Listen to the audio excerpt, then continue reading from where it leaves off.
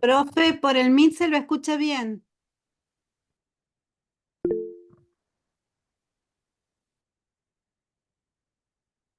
Parece que el profe no nos escucha. Hola, hola. Escucha por el micrófono, no se escucha nada por el micrófono. ¿Usted nos escucha, profe?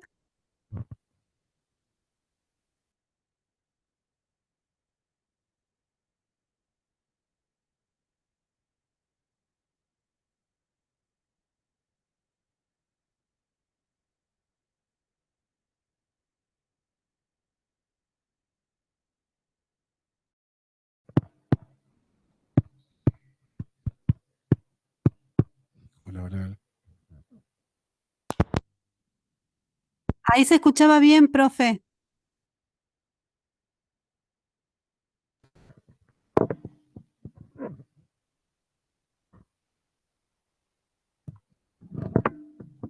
Entre la clase de hoy, Buenas tardes, profe. esto es muy incómodo, entre la clase de hoy y la del viernes, no la del jueves, que se va a dar una parte de la unidad 9, creo. Entonces, hoy y el viernes vamos a dar la unidad 8. La unidad 8 les diría que es bastante importante para la materia porque trata específicamente sobre el capital de las sociedades anónimas y sobre las acciones. Como ya les debe haber explicado el profesor Eimer cuando dio Sociedad de Responsabilidad Limitada, entramos en el terreno de aquellas sociedades en las que la protección del capital es esencial, porque acá ya no nos importan tanto los socios,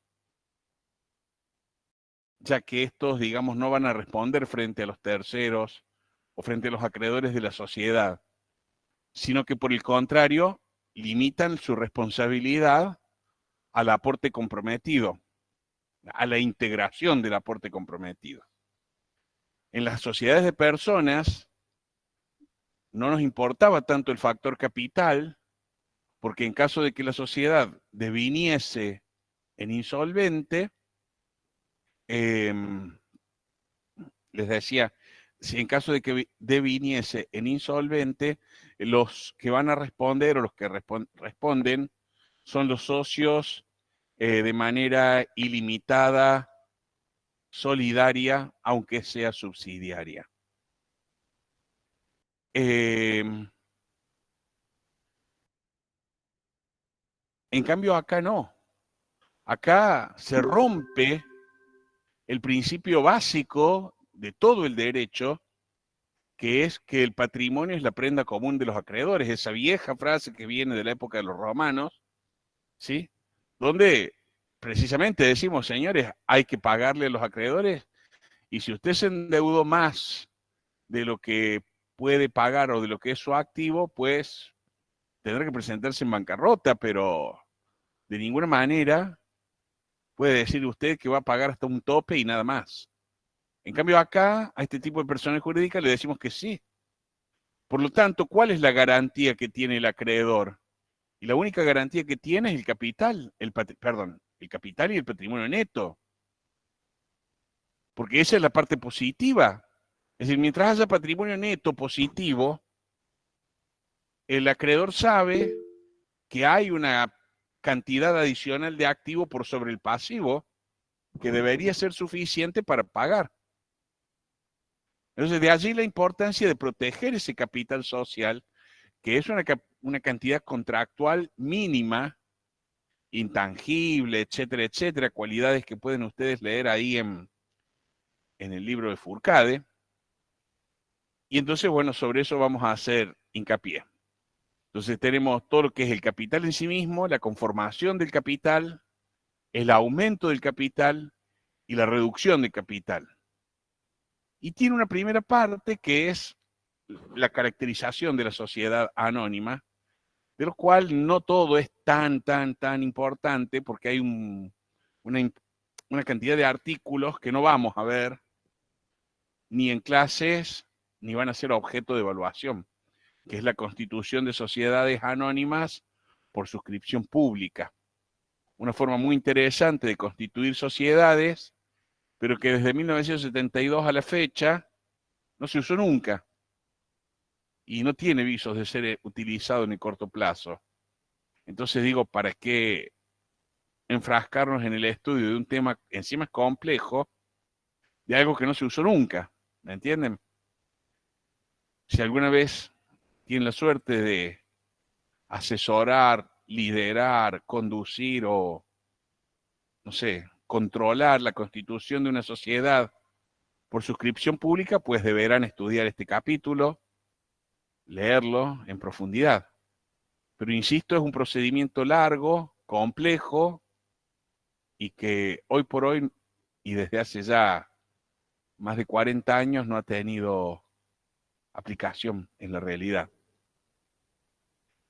Bueno, dicho eso, entonces comenzamos.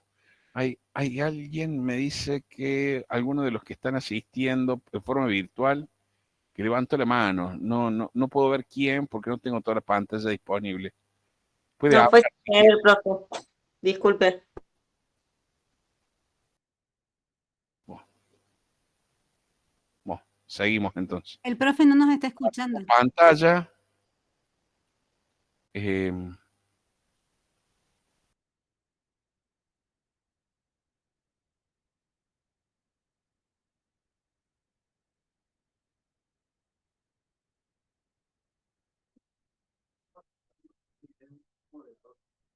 la gente que está a distancia me podría decir si está viendo el PowerPoint que estoy proyectando. Sí, profe. Me dicen que sí por acá. O sea, recién veía que me decía que sí. Pero no sé por qué no andan los altavoces, no sé cómo hacerlo funcionar. Porque normalmente es esta la tecla.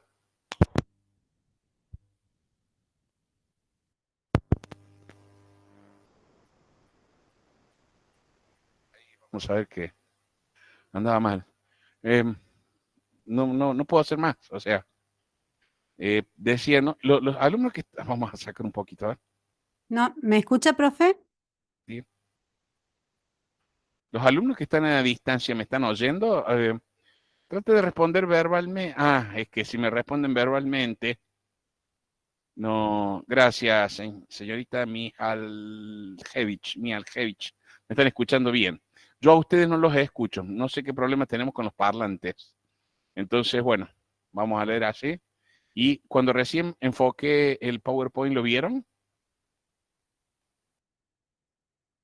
No, yo no lo escucho. Señor Sarmiento Villarroel, gracias. Bueno, gracias a todos, ¿no? Silvana, Mondino, señorita Erika del Carmen Elías, gracias por responder. Bueno, presentamos entonces. Yo, sí, como les digo, no los escucho y a partir de que empiezo a proyectar tampoco los puedo leer, así que hay una incomunicación total entre nosotros.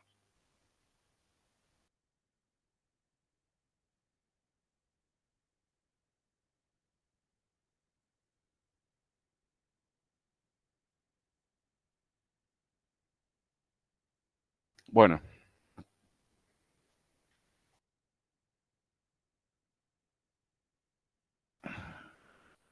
¿Cómo se caracteriza la sociedad anónima? Es lo primero con lo que arrancamos. Bueno, es un tipo societario, dice, en el cual el capital se representa por acciones y los socios limitan su responsabilidad a la integración de las acciones suscriptas. Yo quiero que adviertan esta expresión que está tanto en la SRL como en la SA. La limitación está condicionada a la integración en tiempo y en forma del capital, mientras que no era igual en la sociedad en comandita simple. En la sociedad en comandita simple, el capital comanditario es por la mera suscripción, está limitada la responsabilidad del comanditario. En cambio aquí, la condición para tenerle la responsabilidad limitada es que se cumplimenten con los aportes en tiempo y forma. Quiero decir, si hay plazo, puede que no esté integrado en su totalidad, pero si el socio, el accionista, está cumpliendo en tiempo ¿cierto? Dentro de los plazos pactados está cumpliendo, no tiene por qué tampoco soportar ninguna responsabilidad. Está obrando en orden a la ley, quiero decir. En cuanto a la denominación, tampoco pueden tener razón social, porque no hay nadie que tenga a priori responsabilidad ilimitada y solidaria, motivo por el cual solamente tienen denominación objetiva o denominación social, seguida de la expresión sociedad anónima, la abreviatura o la sigla SA. Recuerden que también la sigla, el primer tipo societario que admite sigla es el SRL. Las sociedades de personas, ninguna, ni la colectiva, ninguna de las tres, admite siglas. Sí, abreviatura, pero no sigla. Si en cambio se tratase de una sociedad anónima unipersonal, la sigla será SAU. ¿Sí? Bueno, y como saben ya la omisión de este aditamento hará responsable ilimitadamente a todos los que se celebran. Bueno, está bien. Eso ya lo han visto varias veces, así que no nos detenemos en eso. Y como les dije, a la hora de constituirla, la podemos constituir por dos caminos, o por acto único o por suscripción pública.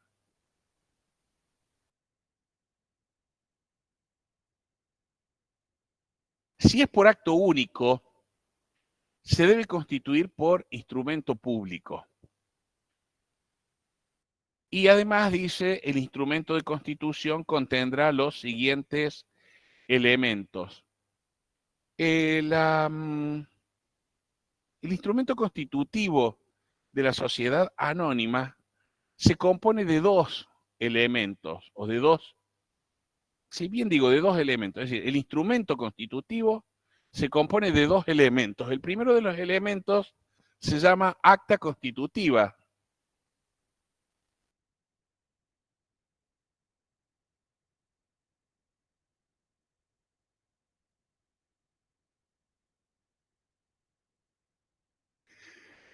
Y el segundo de los elementos que lo integran, que también es, digamos, son elementos inescindibles, lo que llamamos el estatuto. Ya no lo vamos a llamar más contrato social.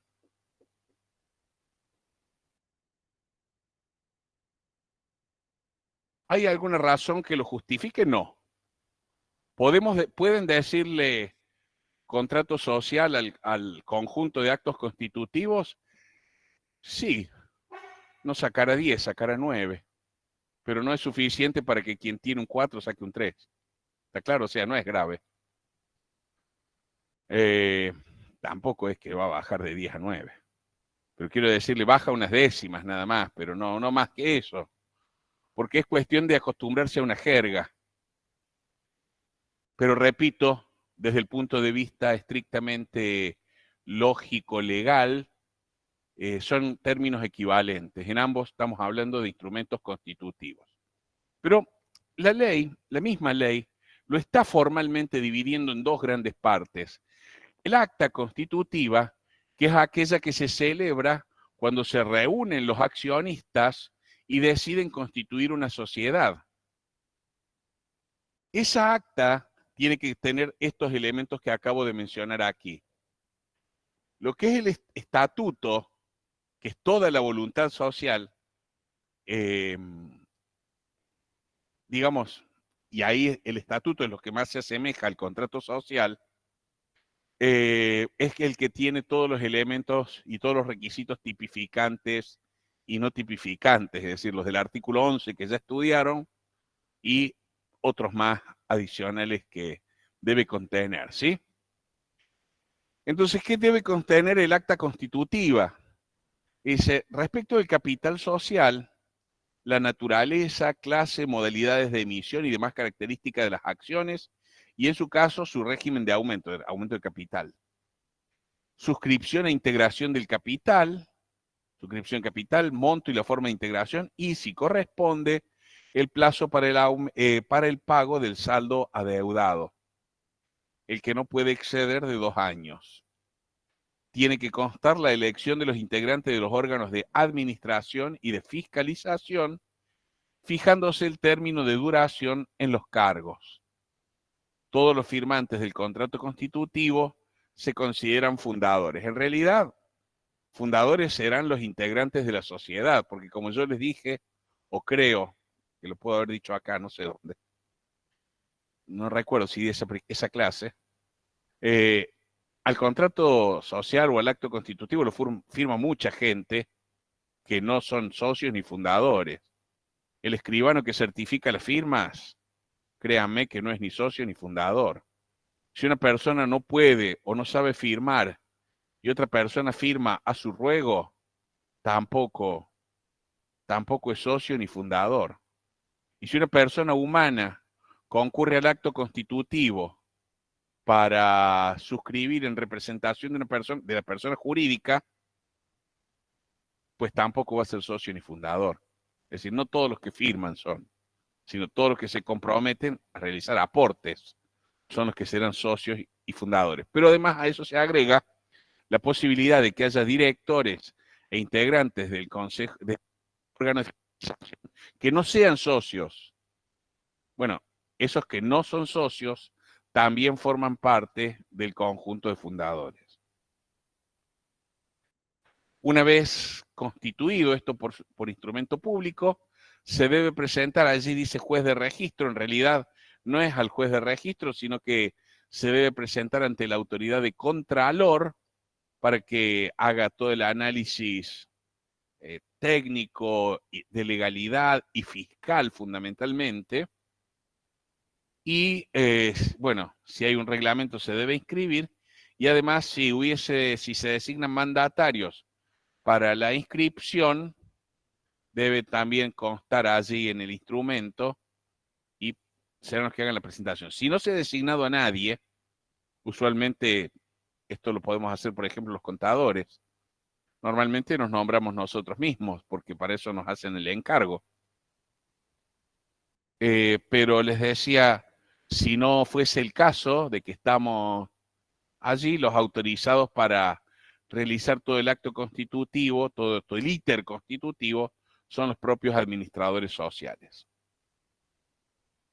Ahora, se nos plantea una situación extraña, y es qué pasa durante el periodo fundacional. ¿Qué es el periodo fundacional? El tiempo que transcurre entre la suscripción del instrumento constitutivo y la efectiva inscripción de la sociedad en el registro público. La inscripción definitiva. Hoy no tenemos casi ese problema. Casi no existe, porque esto se ingresa de manera digital y cumpliendo con todos los requisitos que exige la normativa de la inspección de personas jurídicas, pues tenemos la sociedad al cabo de una semana.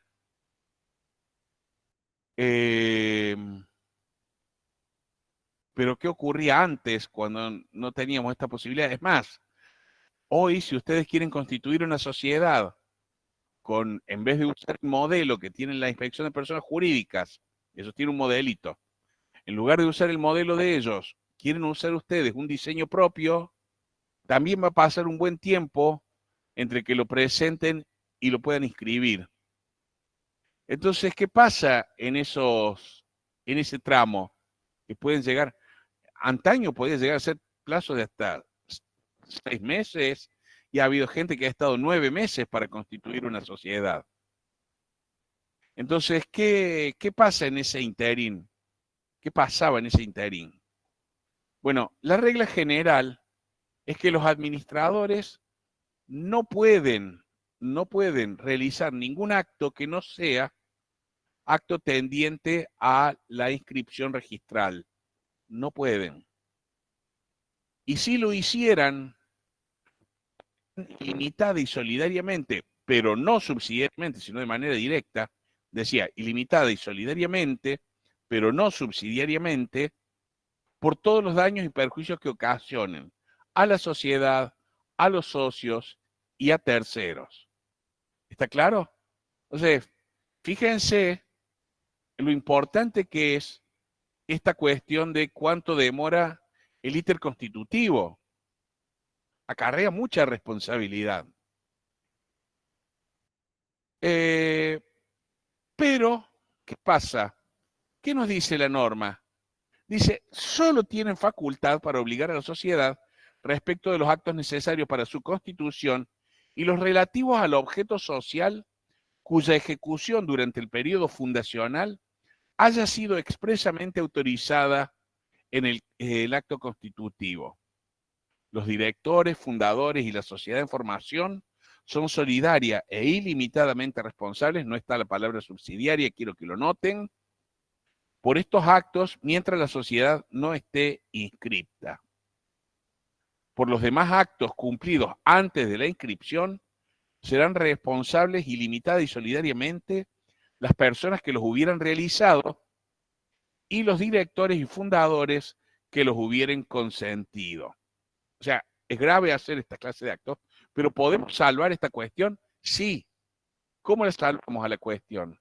Bueno, simplemente en el instrumento constitutivo, concretamente en el acta constitutiva, podemos poner que los administradores que han sido designados tienen facultades para realizar actos vinculados con el cumplimiento del objeto social. ¿Se puede hacer una enumeración o no? No es necesario. Basta con que sea genérica y diga que están autorizados para realizar actos vinculados con el cumplimiento del objeto social.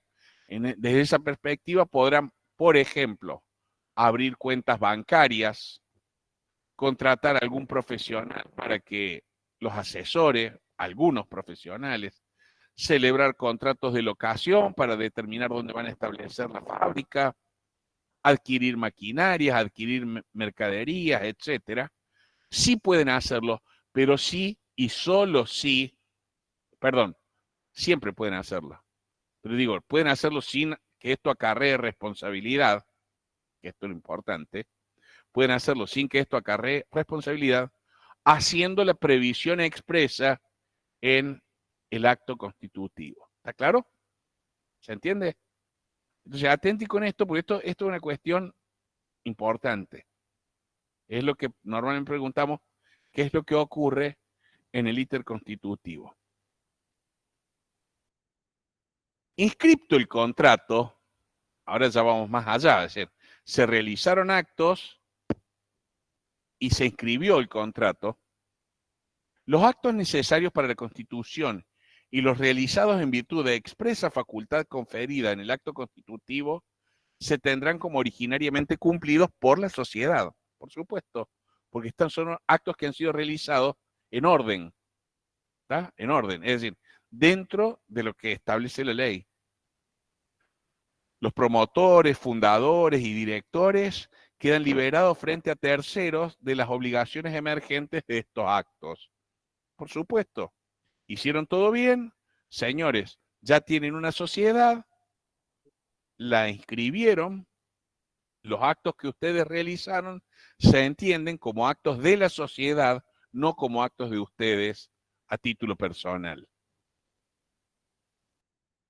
El directorio podrá resolver dentro de los 3 meses de realizada la inscripción la asunción por la sociedad de las obligaciones resultantes de los demás actos cumplidos antes de la inscripción, dando cuenta a la asamblea ordinaria. Es decir, puede haber que haya habido algún acto que se haya escapado de las facultades y que aún así se realizó, ¿no?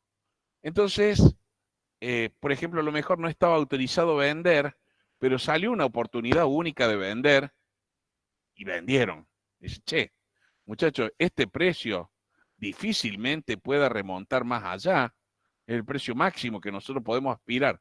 Nos van a pagar eso, vendamos, después vemos cómo arreglamos, ¿no? Entonces, en ese caso, están estos 3 meses, una vez inscripta la sociedad, para que el directorio proponga que los resultados de esa actividad, sobre todo si fueron perdidosos de última, sean considerados como cumplidos por la misma sociedad. Pero para esto hay que informar a la asamblea ordinaria. Si ésta desaprobase lo actuado, dice, los directores serán responsables de los daños y perjuicios aplicándose el artículo 274. La asunción de estas obligaciones por la sociedad no libera de responsabilidad a quienes las contrajeron ni a los directores y fundadores que los consintieron. Es decir, señores, está bien, los consideramos como actos de la sociedad, pero ustedes obraron sin mandato, obraron fuera de las facultades que les hemos conferido y por lo tanto tienen que hacerse cargo de la responsabilidad que eso cabe. Obviamente, la hipótesis solamente se da si hay daño.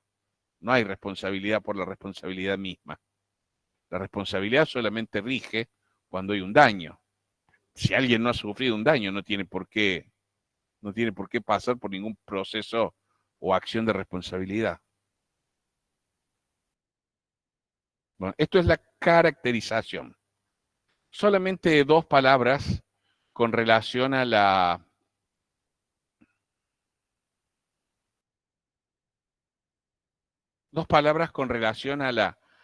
suscripción pública. El procedimiento de suscripción pública es muy interesante para la formación de sociedades abiertas, en las cuales se hace una especie de, llamémosle así, conscripción de socios que estén interesados en participar en una sociedad concreta. Entonces, hay todo un periodo, hay toda una persona que se llama promotor, que es el que tiene la idea y quiere llevar adelante, pero a lo mejor no tiene suficiente capital, e impulsa la idea y trata de ir colocando las acciones entre suscriptores con la intervención de un banco. Posteriormente, una vez cubierto, suscripto íntegramente el capital, se celebra una gran asamblea donde también se va a redactar el acta constitutiva y se votará el estatuto que fue propuesto originalmente. Por eso el estatuto tiene que estar propuesto para que la gente sepa dónde está invirtiendo, ¿cierto?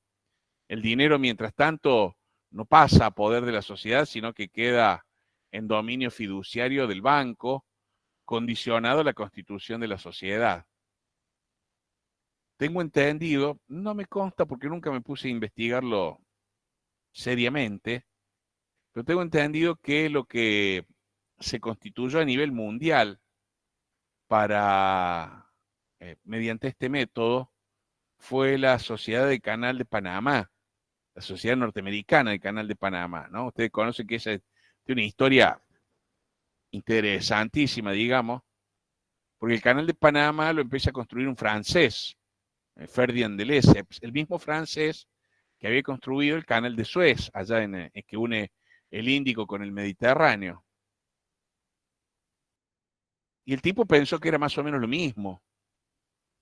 Lo que él no sabía era que el Atlántico y el Pacífico tienen dos alturas diferentes. Es decir, no están en el mismo nivel. Al sur, acá al sur de Argentina, en el estrecho de Drake, ahí sí están igual, obviamente están igualados, no hay un agua más alta que otra, ¿no? Es decir, el agua siempre se mantiene a nivel. Pero allá en América Central, en Panamá, están a dos alturas diferentes.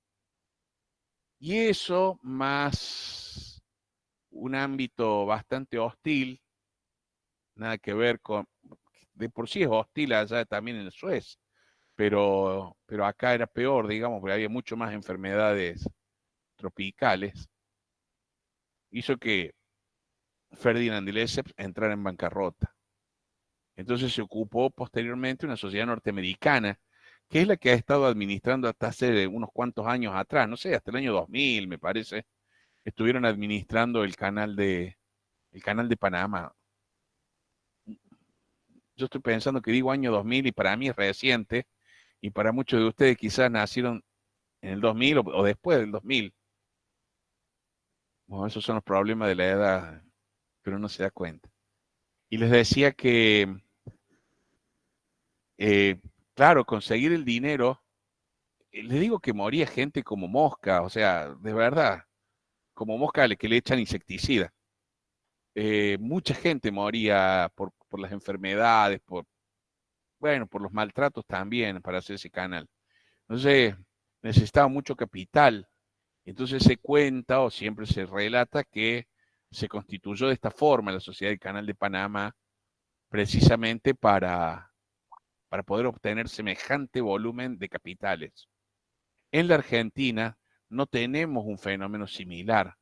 Nuestras sociedades, yo ya lo dije en este curso, nuestras sociedades argentinas se caracterizan por ser de familia y cerradas en general. O la parte que tienen expuesta eventualmente a la cotización es un porcentaje relativamente bajo, pero las familias propietarias de las grandes empresas argentinas nunca pierden el control societario, me refiero. Entonces, eso es lo que nos lleva a que 100 o 101, 102, 104 a veces sociedades coticen en la bolsa argentina solamente. Y ya les he contado en otros países lo que ocurre. Entonces, no tenemos una tradición de buscar inversores entre el público inversor.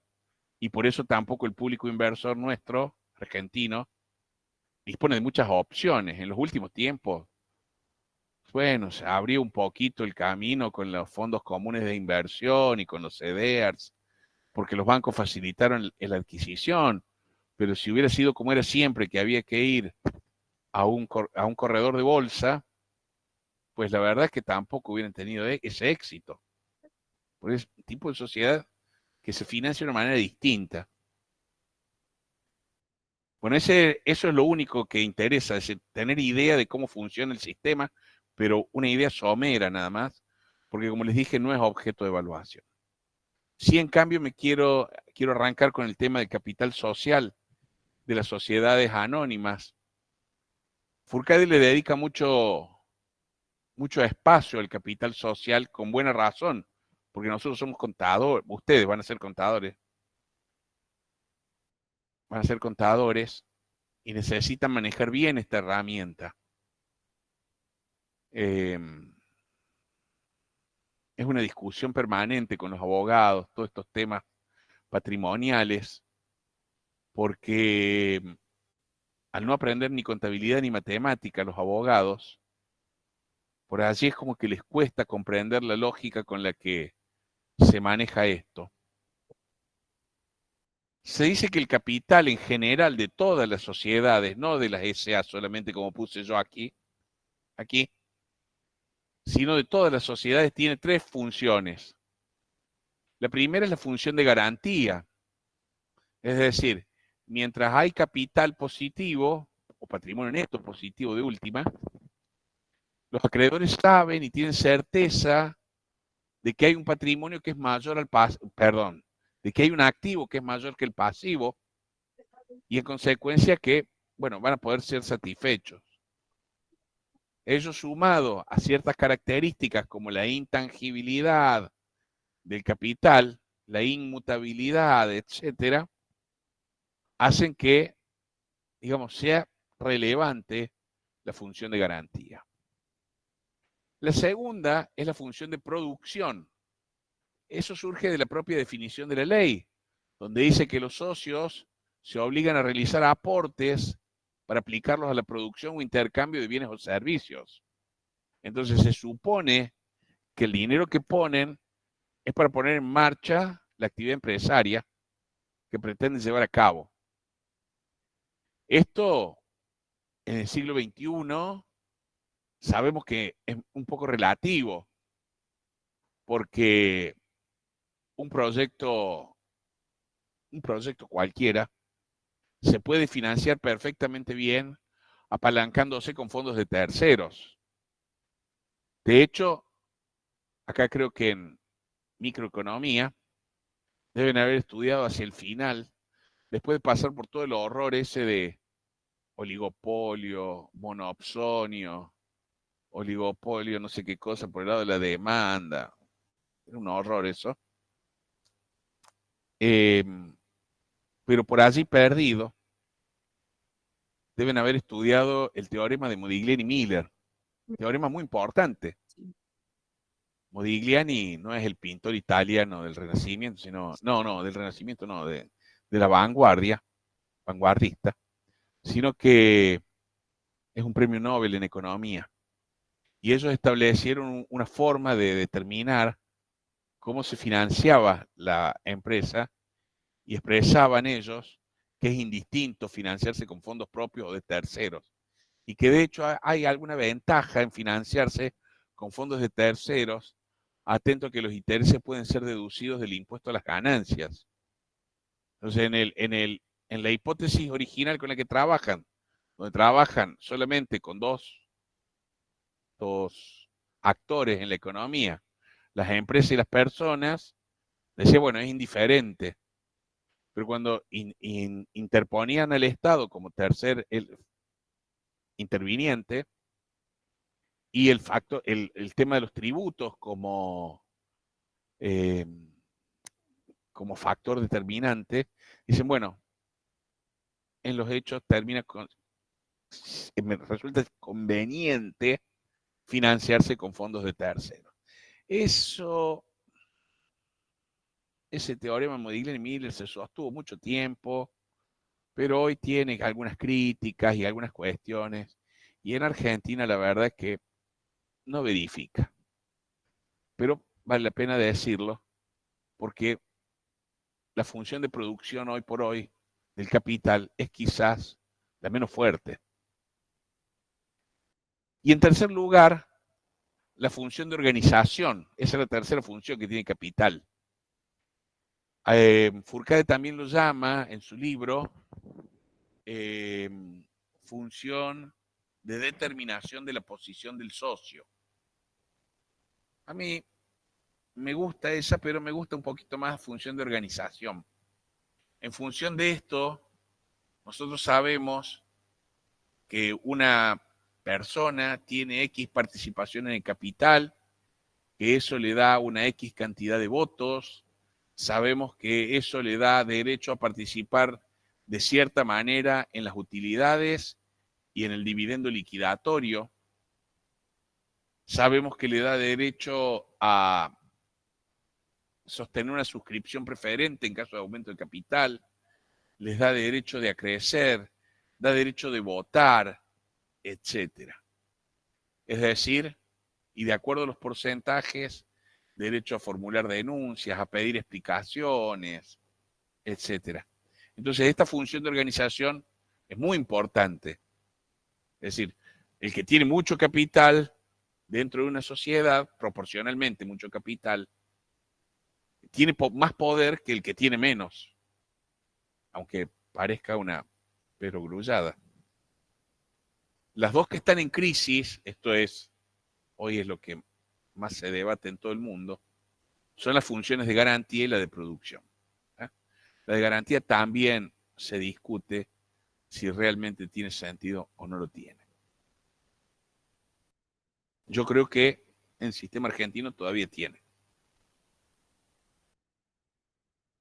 Acá yo no lo actualicé, dice que la sociedad tiene que tener un capital mínimo de 100.000 pesos, pero eso por decreto 209 del 2024, del 1 de marzo, el capital mínimo es de 30 millones de pesos. ¿Sí? Es decir, con menos de 30 millones de pesos no se puede formar una sociedad. ¿Está bien o está mal? Bueno, la verdad es que un jurista que hoy es el inspector general de justicia de la Nación decía que en realidad esa cantidad es como una especie de cifra de admisión al tipo societario. Es decir, tenés 30.000 dólares, bueno, podés hacer un SA. No tenés 30.000 dólares, hace otra. Hace una SAS, hace una SRL, pero no vas a poder hacer una SA. ¿Por qué pasa esto? Porque históricamente se ha concebido a la sociedad anónima como el tipo societario apto para la gran empresa, es decir, de mediana para arriba. Y la verdad es que en el resto de los países al menos de los de Europa, por ejemplo, eso es real. La mayoría de las sociedades están en torno a los entre los 30 y los 60.000 euros. Bueno, nosotros $30.000 no estaría tan mal, estaríamos en la parte más baja. Y para constituir, por ejemplo, en España y en gran parte de los países de la Comunidad Europea, una sociedad anónima europea, que es un tipo específico de anónima que puede radicarse en cualquiera de los territorios de la comunidad, hace falta 100.000 euros. O sea que siempre se lo ha tenido como un tipo societario, diríamos, restringido para, bueno, empresas de mayor envergadura. El tema es que había quedado en 100.000 pesos. 100.000 pesos es una cantidad, miren, peor que irrisoria, porque el capital mínimo para constituir una SAS es de 2 salarios mínimos vitales móviles y el salario mínimo vital y móvil está por encima de los 200.000 pesos, 202 creo que está. Entonces, para hacer una SAS, que es una sociedad elemental, necesitamos 404.000 pesos y para hacer una anónima necesitamos 100.000. Entonces, eso pasa porque no les importa el desarrollo empresario. Esto está íntimamente vinculado con el desarrollo empresario. Siempre digo lo mismo, yo ya les he contado. Soy profesor de Derecho Concursal también, no acá, bueno, sí en licenciatura, ¿no? En licenciatura en Administración y en universidades privadas, pero además trabajo como síndico concursal. Y la verdad es que este tema del capital social sí tiene relevancia a la hora de decidir el tipo societario que vamos a escoger y todo lo demás. Cuando a nosotros nos cae como síndicos una sociedad anónima que es muy pequeñita, muy pequeña, pero la pudieron hacer porque el requerimiento de capital es muy bajo, siempre nos encontramos con que solamente el sistema de registración contable, por ejemplo, nunca está perfecto. Siempre le faltan libros. ¿Por qué? Porque los abogados le dicen, bueno, hacete un SA, total, así limitar la responsabilidad. Pero se olvidan de que después hay que rubricar un montón de libros. Libro de actas de asamblea, libro de actas de directorios, si el directorio es plural, libro de registro de acciones, si son escriturales, libro de registro de acciones escriturales, libro de asistencia a las asambleas, más los contables, ¿no? Es decir, son 7 libros que tienen que llevar, o 6 libros que tienen que llevar, y nosotros vamos y le pedimos y tienen 3 libros, típicos de un SRL. Libro diario, inventario, balance y actas. Entonces uno le dice, che, pero ¿y los otros libros? ¿Qué otros libros? ¿Y los otros que tienen que llevar por ley? No, qué sé yo, no los tenemos, ¿no? Entonces, lo usan al tipo societario porque pueden. Esa es la verdad. Pero es una estructura como demasiado grande para los fines que uno pretende. Esto es como todo, es decir, todas las cosas tienen que tener una cierta dimensión, ¿cierto? Si queremos hacer vuelos de acá a Villa María y a Río Cuarto, por decirles algo, no me conviene comprar un Airbus A380 que tiene 2 pisos a lo largo de todo, que viene con ducha, la más lujosa. No me sirve. Me conviene un avión pequeño, con la capacidad ya veremos, pero turbohélice que puede operar en pistas más cortas, mucho más económico. Dice, sí, pero es mucho más lindo tener una Ferrari. Por supuesto que siempre va a ser más lindo tener una Ferrari que tener un Gol Tren. ¿Qué duda cabe? ¿No? Pero hay restricciones presupuestarias, hay restricciones con relación al uso. El tipo que vive, trabaja en el campo, no tiene sentido que se compre una Ferrari. Digo, bueno, si se le quiere comprar, que se compre, ese no es el tema. Quiero decir, de la utilidad práctica estoy hablando, ¿no? no va a poder andar por caminos de tierra, es decir, una serie de limitaciones que no son coherentes con la necesidad. Y entonces acá compramos una estructura jurídica gigante para una actividad empresaria pequeña. No se justifica. Entonces, este requisito, como dice Vítolo, que es un requisito objetivo de admisión al tipo, pues nos parece sensato ese concepto. Y está bien que se utilicen, digamos, la dimensión societaria apropiada al tipo de actividad de que se trata.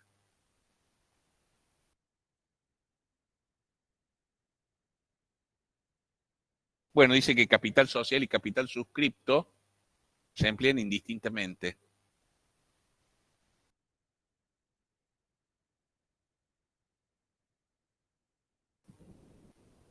Perdón, ¿está por tomar fotografías? ¿Eh?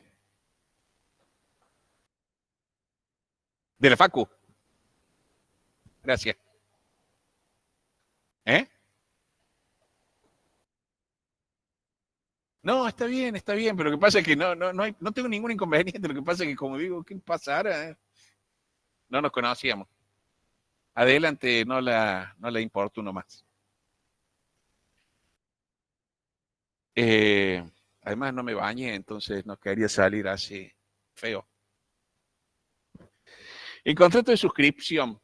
Bueno, el contrato de suscripción, digámoslo así, para no detenerme demasiado en este punto que es más de contenido que otra cosa, es el contrato que se debe celebrar, sobre todo en la suscripción pública y también en los casos de aumentos de capital. Es un contrato que se debe celebrar entre la sociedad y el futuro accionista, que decide, bueno, valga la redundancia, suscribir una X cantidad de acciones y formar parte de esta sociedad. Entonces allí el contenido del contrato está aquí. Esto no es costumbre. Cuando se constituye una sociedad por acto único, no se hace contrato de suscripción de acciones. Sí cuando se hace por suscripción pública y sí también cuando se aumenta de capital, en particular las sociedades cotizadas. ¿Estamos? En cuanto a la integración, el capital social se debe integrar en su totalidad en los casos, se debe integrar en su totalidad en los casos de la sociedad anónima unipersonal. Y si es en especie. Si en cambio el aporte es en efectivo, la ley permite que se haga una integración del 25% al momento de la suscripción y el saldo, dice, bueno, en realidad al momento de ordenarse la inscripción, y el saldo hasta en un plazo máximo de 2 años. ¿Estamos? Esto es lo que han visto en SRL también, es el mismo modelo, salvo al agregado que se hace para la SAU, que la SAU se requiere que integren el 100% del capital en el acto constitutivo o en el momento en que se ordena la inscripción. No, por favor, gracias a vos.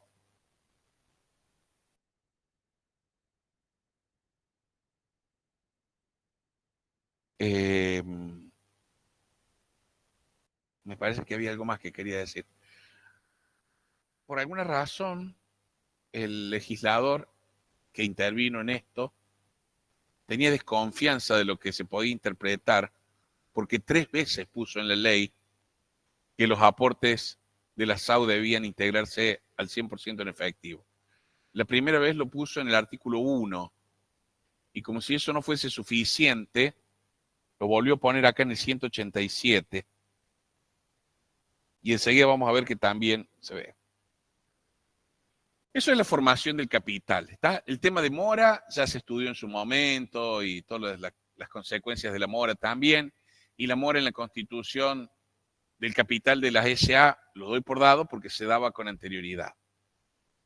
Sí quiero que pasemos al aumento de capital. El aumento de capital Dice, siempre es una decisión de naturaleza extraordinaria, siempre. Por lo tanto, implica modificar el estatuto y por ende es competencia de la Asamblea Extraordinaria. Esta es la regla general.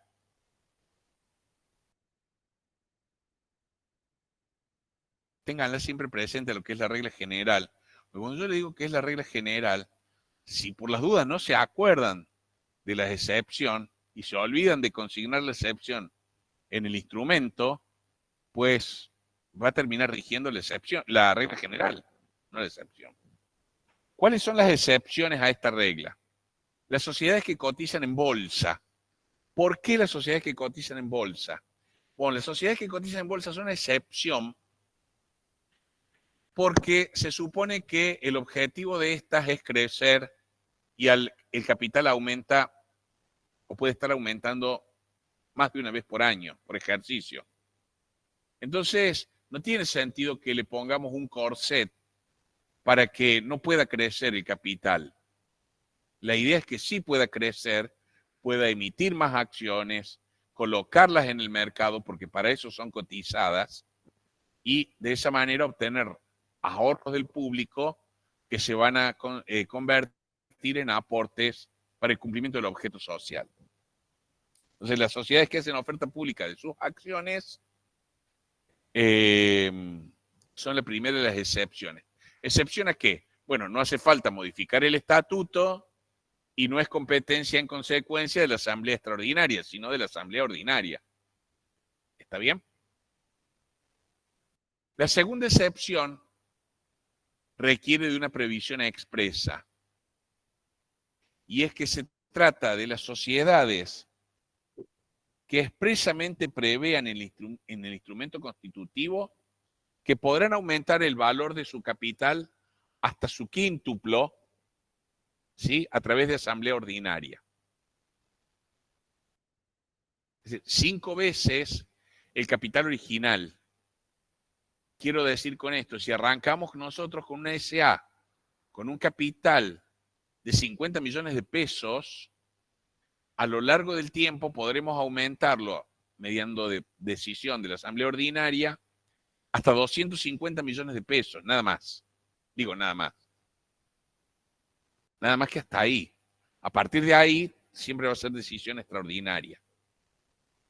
Pero, ojo, para que rija esta excepción, tiene que estar expresamente previsto en el estatuto. Si no está previsto, hay que convocar a asamblea extraordinaria.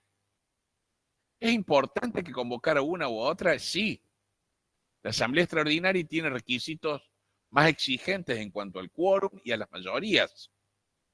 Entonces, en particular, con las mayorías, en particular, si los aportes van a ser, van a implicar desembolso por parte de los accionistas. Entonces, es esencial, hay plazos mayores, etcétera. Es esencial recordar esto. El modelo que tiene Inspección de Personas Jurídicas de Córdoba prevé que el aumento del capital hasta su quíntuplo se hará mediando decisión de asamblea ordinaria. Está previsto. De modo tal que, bueno, las posibilidades de error se minimizan en tanto y en cuanto usen ese modelo. En cuanto a las clases de aumentos de capital, esto está en el libro de Fourcade y es importante porque es técnica contable. Hay dos grandes formas de aumentos de capital. Los aumentos de capital que implican aumentos del patrimonio neto y los aumentos de capital que no implican aumentos del patrimonio neto. Los que implican aumento del patrimonio neto pueden provenir de 2 vías. O aumentamos el activo y aumenta el patrimonio neto, es decir, a través de aportes, o reducimos el pasivo, manteniendo constante el activo, con lo cual aumenta también el patrimonio neto. ¿Qué estamos haciendo en ese caso? A nuestros acreedores los estamos convirtiendo en accionistas. Y a eso le vamos a llamar capitalización de pasivos. Es decir, al que es acreedor, le decimos, ¿no te interesaría ser socio nuestro?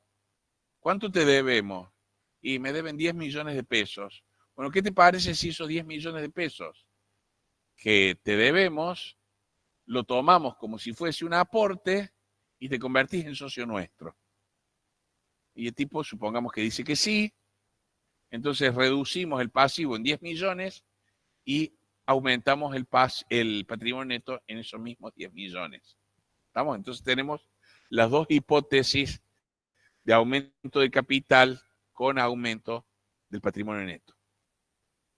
La otra, los otros aumentos de capital, perdón, solamente el primero, es decir, el que se produce aumento del activo y aumento del patrimonio neto, solamente a ese le vamos a llamar genuino. Los demás no, tienen otros nombres. Les decía, los aumentos de capital que no implican aumento del patrimonio neto son operaciones que se realizan dentro del mismo patrimonio neto. Es decir, capitalización de ganancias del ejercicio, ganancias acumuladas de ejercicios anteriores, o capitalización de reservas.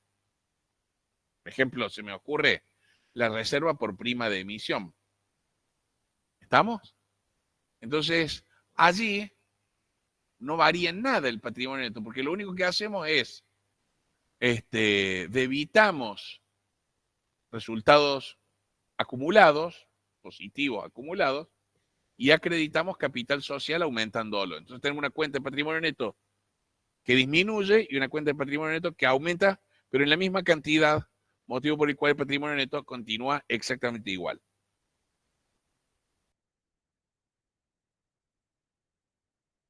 Yo acá les he hecho este gráfico. Yo debo decir que este gráfico en realidad yo lo uso mucho más para los abogados que para ustedes, porque es necesario que lo vean. Pero me pareció que también era útil para acá. Fíjense el capital que está ahí en color morado, morado oscuro, digamos, cómo aumenta, ¿no? Pero el pasivo se mantiene igual, las reservas, aunque parezca mentira, son exactamente iguales, los resultados acumulados son exactamente iguales, lo único que aumenta es el capital social y en la misma proporción aumenta el activo. Bueno, si se ponen a mover los cuadritos van a ver que son del mismo tamaño. Y capitalización del pasivo, acá tenemos la hipótesis que les dije recién. El activo permanece constante, porque no hay movimiento de cuentas de activo. Permanece constante. Lo que disminuye es el pasivo, que pasa de ser ese azul oscuro, de ser un cuadro, pasa a ser una pequeña franja nada más, y en esa misma proporción aumenta el capital. Entonces allí todas las demás cuentas del patrimonio neto permanecen constantes.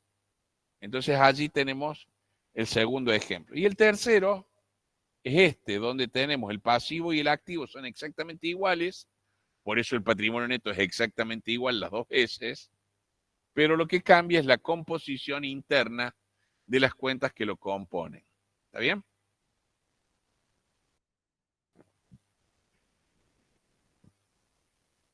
Veamos este aumento de capital del que les estaba hablando yo hace un rato. Dice, el estatuto puede prever el aumento de capital hasta su quíntuplo. Puede prever.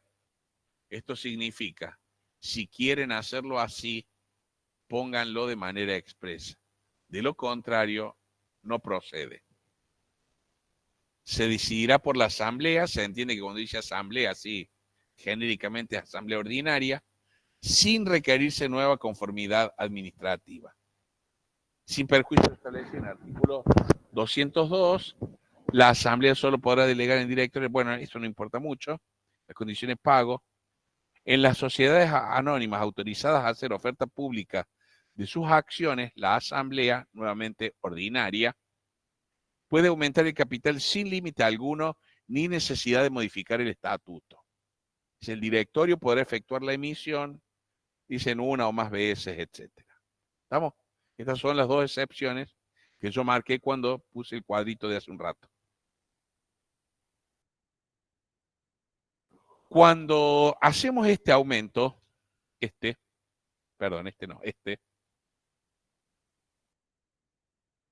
como les dije, no hay variación del patrimonio neto. Y no hay como, digamos, no hay las acciones que vamos a entregar, son acciones que se llaman liberadas, acciones que ya están integradas. Porque está bien, en el caso del pasivo también ya están integradas, pero en el caso de las genuinas hay que integrarlas. Estas acciones están ya integradas. Es decir, vamos a hacer este canje de composición de cuentas del patrimonio neto, ¿sí? Y entonces, como vamos a aumentar el capital, nos van a dar más acciones, pero esas acciones que nos den a nosotros ya están integradas, no tenemos que hacer una erogación de ninguna índole. Entonces, ¿qué dice la regla del 189? Dice, debe respetarse la proporción de cada accionista en la capitalización de reservas y otros fondos especiales inscritos en el balance, en el pago de dividendo con acciones y en procedimientos similares por las que deban entregarse acciones integradas. Es decir, lo que nos está queriendo garantizar la ley es que cada uno de los accionistas continúe manteniendo exactamente la misma proporción que venía manteniendo hasta antes del aumento de capital. Es decir, si un accionista tenía el 8,33%, pues de las acciones que se emitan con motivo de este aumento por capitalización de cuentas del patrimonio neto, se le deberá dar el 8,33 para que de esa manera ese accionista continúe manteniendo el mismo porcentaje. ¿Se entiende? Es decir, acá no puede haber un socio que se coloque en una mejor posición que otro, porque esas acciones que están entregando, que se van a distribuir, perdón, ya están integradas. Entonces, lo que corresponde es que se respete la tenencia de cada uno de ellos dentro de ese capital vigente. ¿Está bien?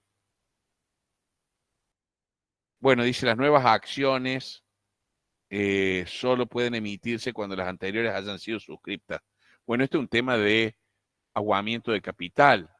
Yo no puedo hacer un aumento de capital de 10 millones de pesos y solamente logré suscripciones por 8 millones y medio. Entonces hago otro nuevo aumento de capital. No. Primero, juntar los 10 millones del aumento anterior y recién cuando hayas logrado cerrar el aumento anterior, podés abrir un nuevo aumento. Si no, de lo contrario, estamos haciendo aumentos, pero que nunca están debidamente respaldados por la suscripción correspondiente.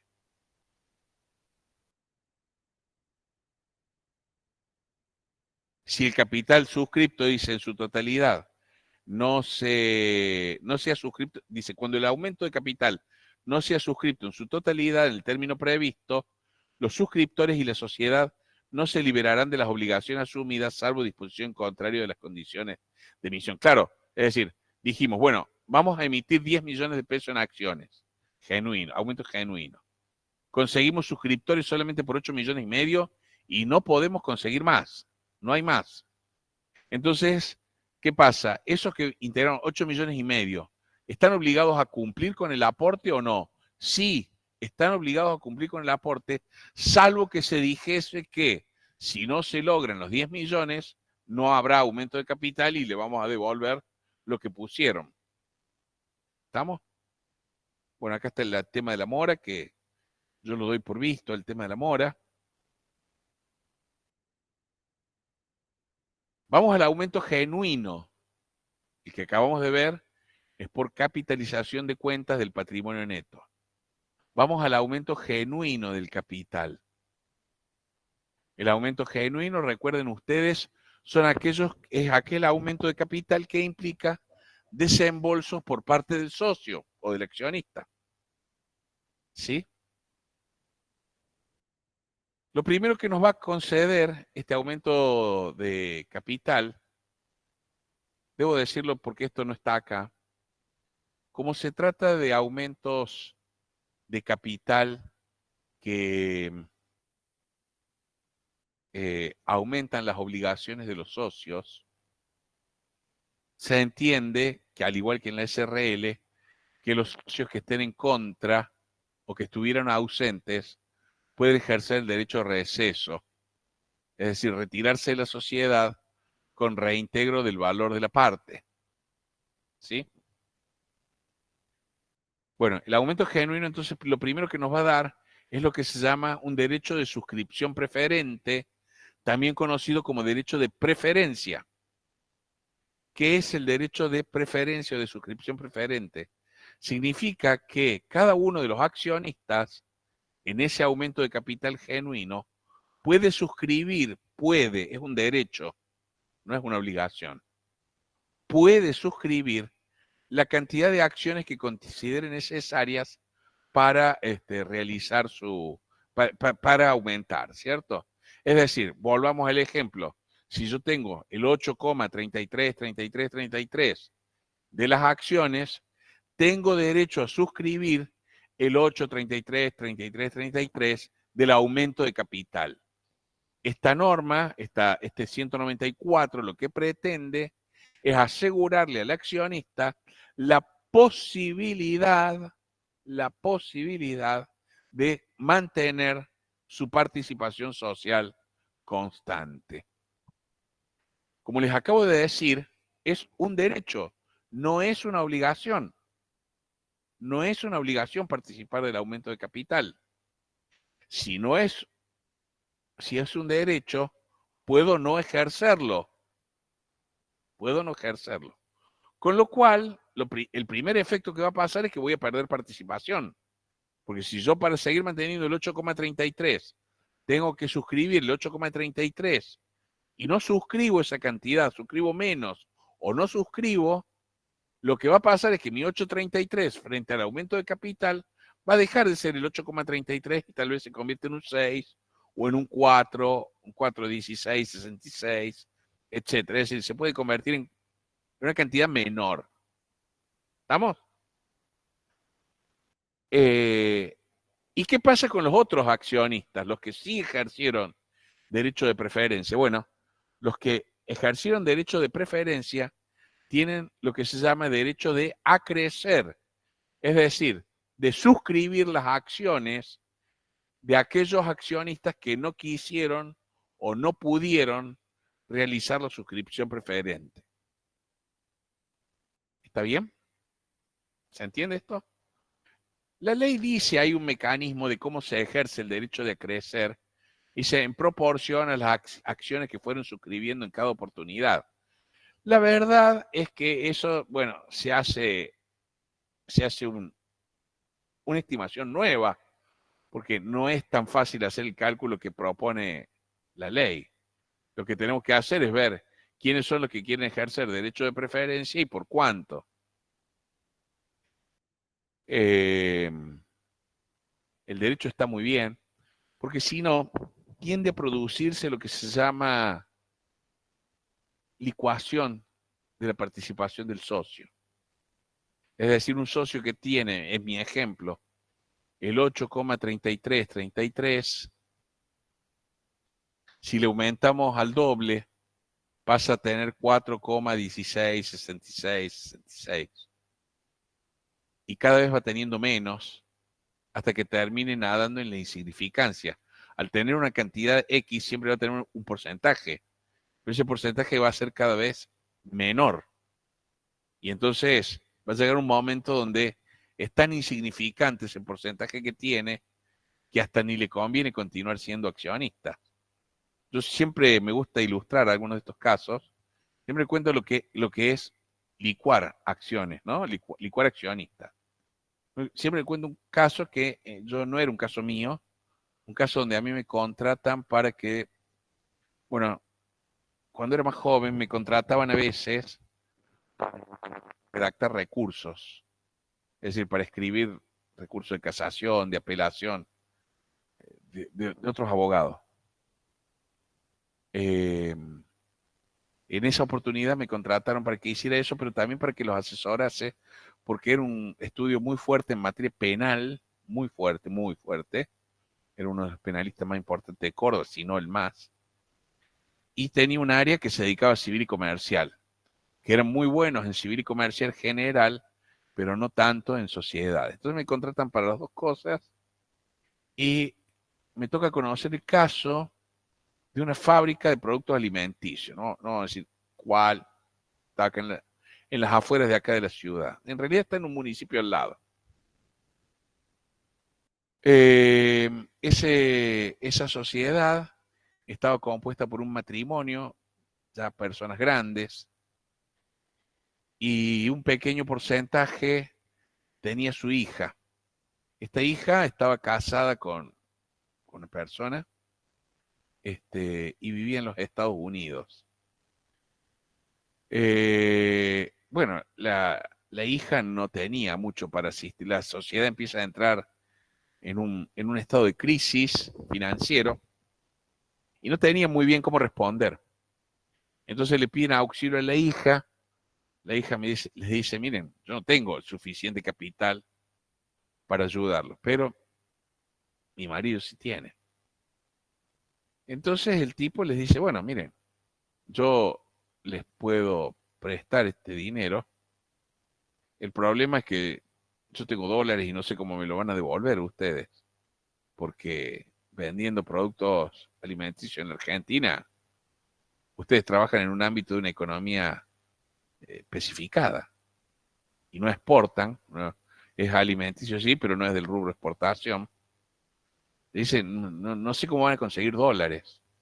Entonces, ¿por qué no hacemos una cosa? Yo les doy el dinero y les compro acciones a ustedes dos, ¿no? A padre y madre, a sus suegros. Bueno, ustedes saben cómo es la gente que tiene necesidad, es como el ahogado, la persona que se está ahogando da manotazos y se aferra a cualquier cosa.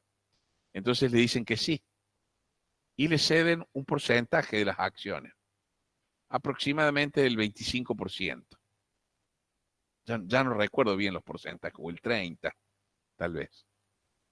Entonces, funcionan por un tiempo, las cosas comienzan a enderezarse, pero lo que no se endereza es el matrimonio, que empezó a tener crisis, hasta que se divorcian. En uno de esos divorcios, yo creo que he intervenido en la vida profesional en 2 o 3 de esos divorcios caninos, ¿no? De divorcios perros que se muerden entre los integrantes de la pareja disuelta. Para que tengan noción de lo que era, cada vez que uno de los dos salía del país, se venía a Argentina con los hijos, el otro lo denunciaba en la justicia federal y entonces tenían pedido de captura del FBI, los dos. Cada vez que llegaban allá era un espanto, porque los detenían, los chicos lloraban. Hasta que se aclaraban las cosas, pasaban unas cuantas horas y gastaban una fortuna en abogados. Pero llegado el momento, ella, la hija de este matrimonio, decide volverse para acá. Entonces se quedan, vamos a suponer que tenían un 30, cuando disuelven la sociedad conyugal se quedan 15 y 15. Entonces, los suegros pasan a tener de nuevo el 85% del capital, porque ahora hacían grupo con su hija. Y este otro en Estados Unidos tenía el 15%. Entonces, quería establecer una serie de controles que no podía. Pero ¿qué hacen? Convocan asamblea extraordinaria, deciden aumentar el capital. Encima es una actividad que permite las ventas en negro, y la venta en negro no se puede manifestar, entonces, pero sí se puede hacer se puede volver a reinvertir en la sociedad a través de un aumento de capital. Y deciden aumentar el capital. Y lo aumentan una buena cantidad.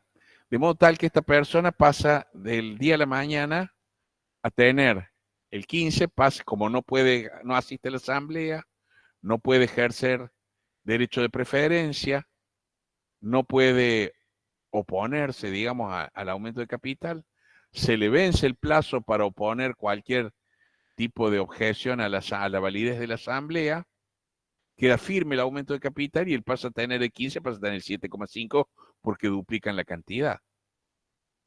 Y antes de que termine el año, vuelven a hacer otra asamblea y vuelven a aumentar el capital, de modo tal que el tipo pasa de tener el 15% a pasa a tener el 1,5.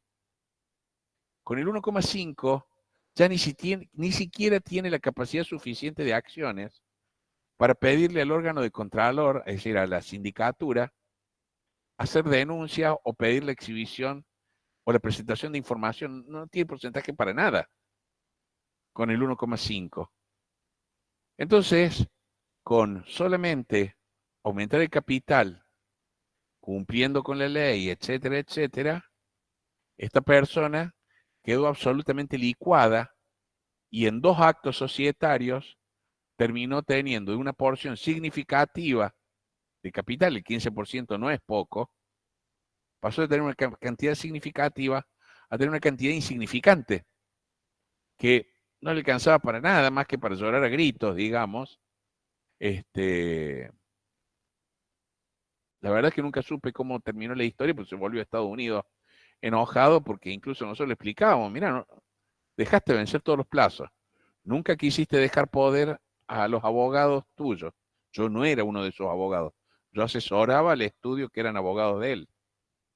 Nunca les dejaste poder a tus abogados, al estudio, no hiciste nada. ¿Qué querés que hagamos? O sea, ¿con qué elemento podemos hacer nosotros? No podemos intervenir en la asamblea si no tenemos un poder, ¿no? Bueno, ese caso fue o se produjo precisamente, es el fenómeno que se produce con esto de la licuación. Entonces, de allí la importancia que le da la ley a la protección del ejercicio del derecho de preferencia, tal como vemos a continuación. ¿Estamos? Las acciones ordinarias, dice, sean de voto simple o plural, otorgan a su titular el derecho preferente, o sea, perdón, estoy explicando con el artículo lo que grafiqué acá. A la suscripción de nuevas acciones de la misma clase en proporción a las que posea. Tengo el 833 del ejemplo, suscribo 8,33 del aumento. Excepto en el caso del artículo 216, último párrafo, que es cuando se puede limitar. Y también otorgan derecho a acrecer en proporción a las acciones que haya suscrito en cada oportunidad. Efectivamente, hay que hacer un cálculo nuevo, porque no es tal cual. No es que suscribo el 833 de las que no se suscribieron, porque no va a dar la cuenta, no da la cuenta así. Cuando con la conformidad de las distintas clases de acciones expresadas en forma establecida no se mantenga la proporcionalidad entre ellas, sus titulares se considerarán integrantes de una sola. Bueno, esto no importa, esto es un tema muy específico. Hay distintas clases de acciones. ¿Cómo se procede para conferir el derecho de preferencia?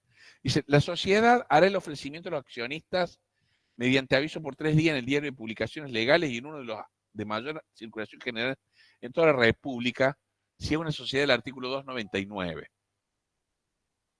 Bueno, hablar de diarios de mayor circulación general de la República hoy por hoy es hablar solamente de 2 diarios, Clarín y Nación. No hay otro. Los accionistas podrán ejercer su derecho de opción dentro de los 30 días siguientes al de la última publicación. Si los estatutos no prevén un plazo mayor. Dentro de convertir en la acción, olvídense, eso no lo vemos. Y dice, los derechos que este artículo reconoce no pueden ser suprimidos. O sea, no se puede privar al socio del derecho de suscripción preferente, dice, o condicionados, salvo el 197, nuevamente una excepción. Y pueden ser extendidos por el estatuto o resolución de la Asamblea que disponga la emisión de las acciones a las acciones preferidas. El accionista a quien la sociedad indebidamente prive del derecho de suscripción preferente puede exigir judicialmente que la sociedad cancele las suscripciones que le hubiere correspondido y se lo den a él. Dejen sin efecto los que suscribieron acciones sin corresponderle y otórguenselas a él. Pero si por tratarse de acciones ya entregadas no puede procederse a la cancelación prevista, dice, el accionista perjudicado tendrá derecho a que la sociedad y los directores solidariamente le indemnicen los daños causados.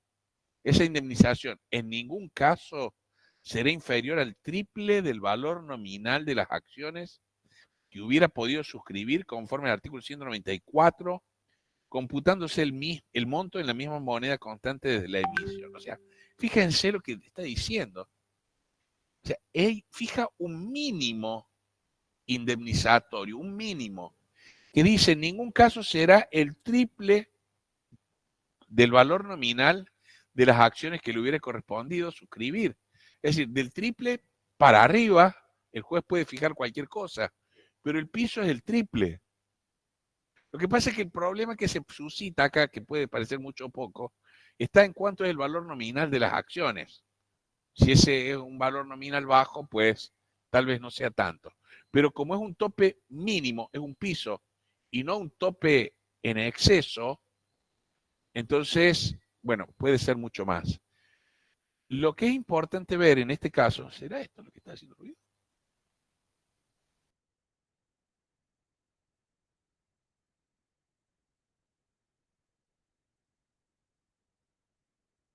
No somos nosotros. Se computa en moneda constante. Lo que quiero decirles con esto es la fuerte protección que le da la ley al ejercicio del derecho de preferencia. No quiere que se licue al socio cuando éste está en condiciones de suscribir debidamente. Sí, en cambio, se lo puede licuar cuando voluntariamente decide no ejercer el derecho de preferencia. En ese caso sí, porque si no la sociedad se va a quedar sin la suscripción completa. La acción dice para la acción, digamos, de resarcimiento por la privación de ejercicio de derecho de preferencia es solamente 6 meses. O sea, es muy corta. ¿Se dan cuenta ustedes por qué tampoco el hombre que estaba en Estados Unidos no tenía mucho tiempo para ejercer las acciones? Y puede ser intentada, dice, por el accionista perjudicado o cualquiera de los directores o síndicos.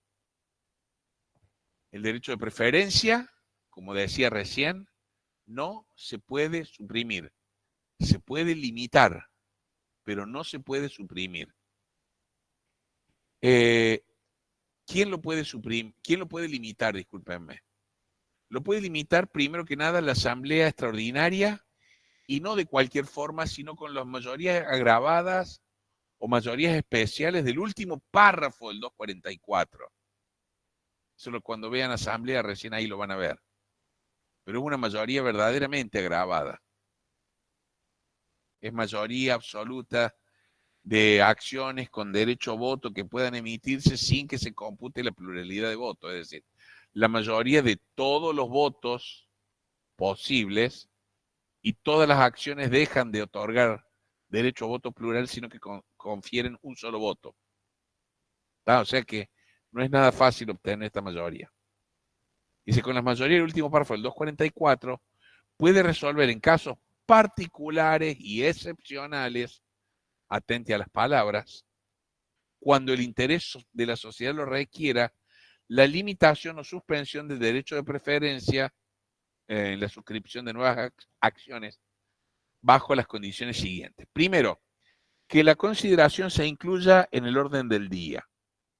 Es decir, señores, aumento de capital genuino o aumento de capital con limitación en el ejercicio del derecho de preferencia, artículo 197 de la Ley General de Sociedades. Por ejemplo, así tiene que decir el punto en el orden del día.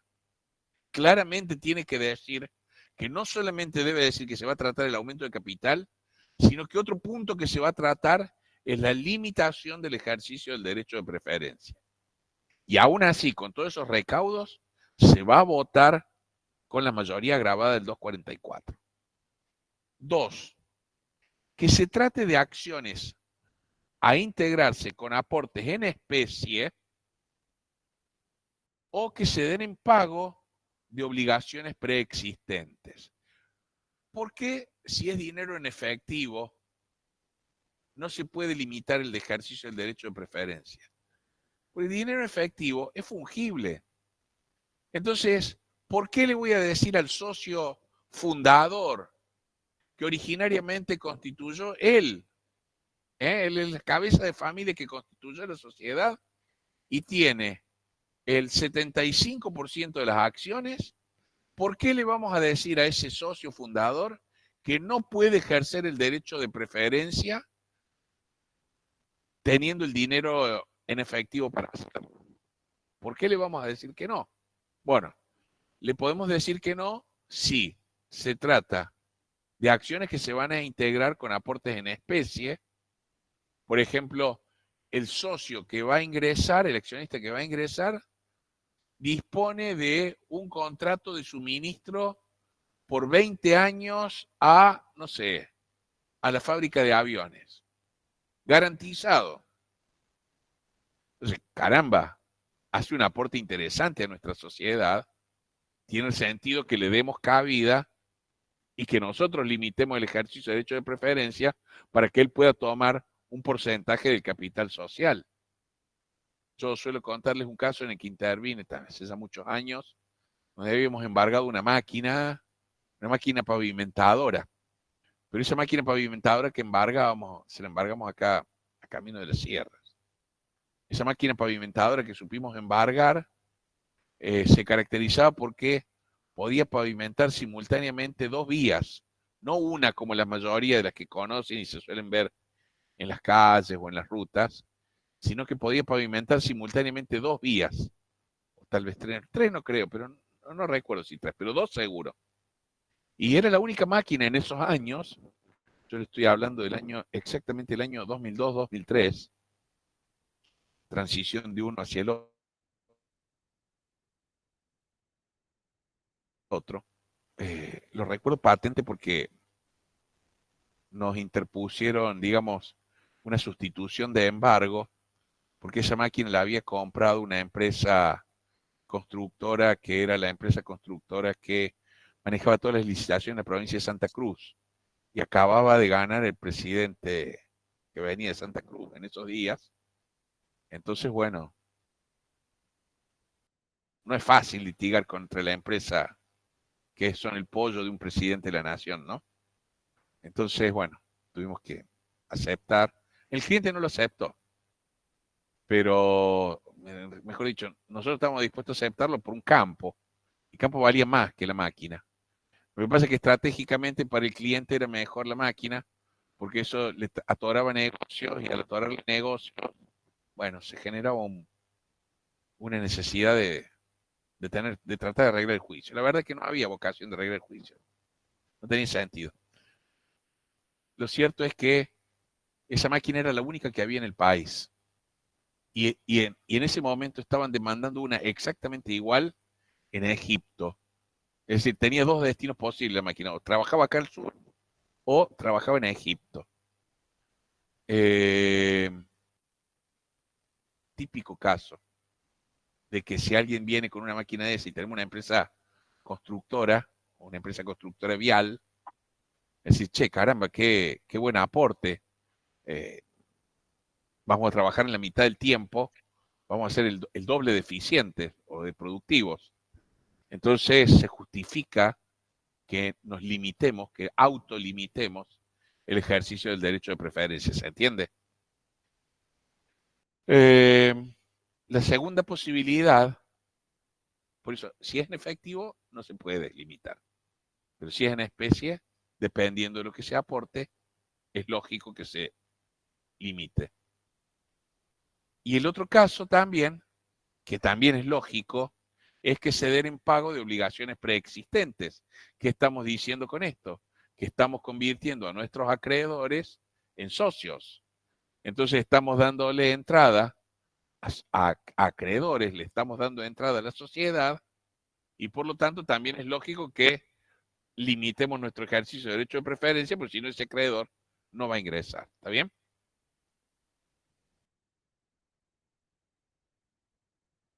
Bueno, en las sociedades que cotizan en bolsa, sinceramente les digo, no es un tema de mi preocupación, tampoco hay preguntas. Como les dije, solamente 100 sociedades cotizan en bolsa. Si tienen la fortuna de trabajar para alguna de ellas de alguna manera, pues leerán esto, pero que incluso está bastante atrasado porque rigen las disposiciones de Comisión Nacional de Valores.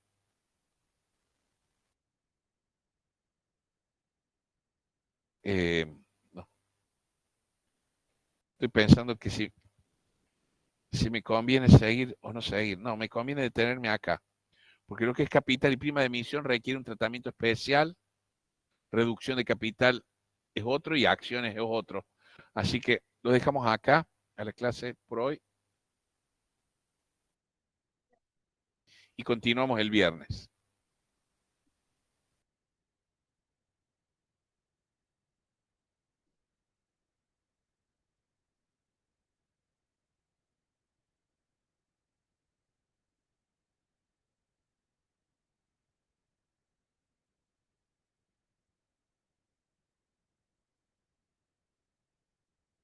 De la gente que está a distancia, ¿alguien quiere preguntar algo? Si quieren preguntar algo por el chat, puedo verlos unos minutitos, pocos, pero puedo verlos. No, gracias, profe. Creo que todavía no nos escucha.